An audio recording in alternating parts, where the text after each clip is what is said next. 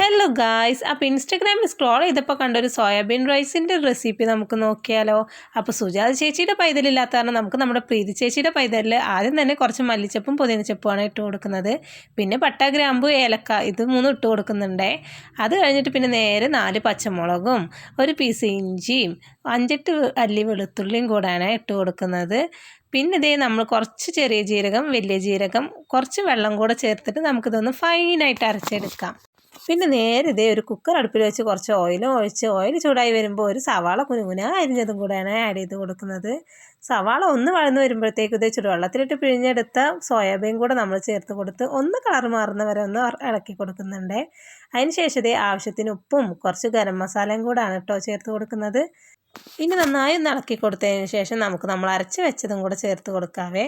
അതൊക്കെ ചേർത്ത് കൊടുത്ത് അതിൻ്റെ ആ പച്ചമണം മാറി വരുമ്പോഴത്തേക്കും നമുക്ക് കഴുകി വാര വെച്ചിരിക്കുന്ന 2 ഗ്ലാസ് അരിയാണ് കേട്ടോ ചേർത്ത് കൊടുക്കുന്നത്.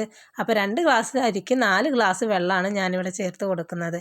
ഇത്രയായി ഇളക്കി കൊടുത്ത് ഉപ്പൊക്കെ പാകത്തിനില്ലേന്ന് നോക്കിയിട്ട് നമുക്കിത് അടച്ച് വെച്ച് ഒരൊറ്റ വിസിൽ വന്ന് ആവിയൊക്കെ പോയി കഴിഞ്ഞാൽ നമ്മുടെ അടിപൊളി റൈസ് ഇതാ ഇവിടെ റെഡി ആയിട്ടുണ്ട്.